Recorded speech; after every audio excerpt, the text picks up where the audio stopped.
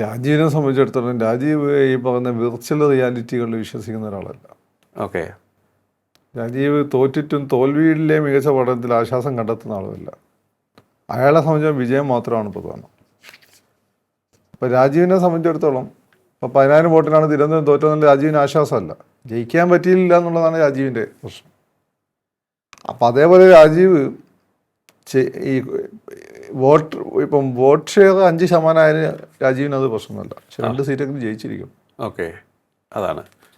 അപ്പം അങ്ങനെ വരുമ്പോഴുള്ള കാര്യം എന്ന് വെച്ചാൽ പല അപ്രധാനമായ സ്ഥലങ്ങളിലെയും സ്ഥാനാർത്ഥികളെയൊക്കെ ചിലപ്പം വേണ്ട രീതിയിൽ പരിഗണിച്ചിട്ടുണ്ടാവില്ല. ഫണ്ടാണെങ്കിലും പ്രവർത്തനമാണെങ്കിലും പ്രധാനപ്പെട്ട 30 മണ്ഡലങ്ങളിലേക്ക് ചുരുക്കാൻ സാധ്യത. അതെ അതെ. പിന്നെ ഈ സഖ്യം നിർണായകമായതുകൊണ്ട് ചില ജയസാധ്യതയുള്ള ഇപ്പം എറണാകുളത്തെ പ്രധാനപ്പെട്ട സീറ്റ് ഒരു ഭരിക്കുന്ന കോർപ്പറേഷൻ മുനിസിപ്പാലിറ്റിയുള്ള സീറ്റ് വിട്ടുകൊടുത്തിട്ടുണ്ട്. ആർക്ക്?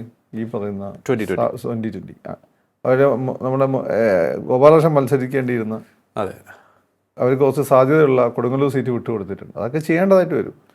അത് മറ്റു സീറ്റുകളിൽ അതിൻ്റെ ഗുണം കിട്ടാൻ വേണ്ടിയിട്ടാണ്. ഓക്കെ. അപ്പം രാജീവ് നോക്കുന്ന വെച്ചാൽ ഈ രീതി തന്നെ ഈ 2020 ഒക്കെ ആയിട്ടുള്ള ബന്ധം മറ്റു പല രീതിയിലും ഗുണമായി എന്ന് വരും ഈ സാധ്യതയുള്ള സ്ഥലങ്ങളിൽ.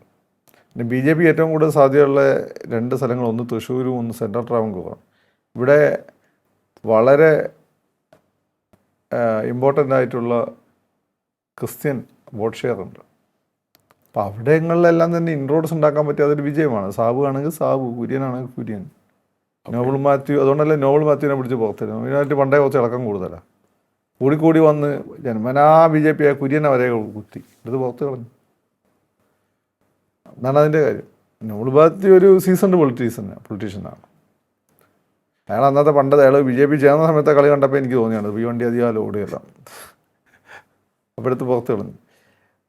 ഇനി പിന്നെ അവർ BJP ചെയ്യാൻ സാധ്യതയുള്ളൊരു കാര്യം എന്ന് വെച്ചാൽ ഇവരുടെ കോമൺ ശത്രു LDF and UDF, LDF and BJP UDF ആണ്. UDFിനോട് അവർക്ക് വിയോജിക്കാൻ കാരണമുണ്ട്. ഈ UDFിനെ ഇൻഡയറക്റ്റ്ലി നിയന്ത്രിക്കുന്ന ലീഗാണെന്നും ലീഗിനെ ഇപ്പോൾ നിയന്ത്രിക്കുന്നത് ജമാഅത്ത് ഇസ്ലാമിയാണ് എന്നുള്ളൊരു ഫീല് അവരുടെ വളരെ സജീവമാണ്. CPMനെ സംബന്ധിച്ചിടത്തോളം മൂന്നാം ഭരണം ഉറപ്പുവരുത്തുന്നുള്ള അവരുടെ ആവശ്യമാണ്.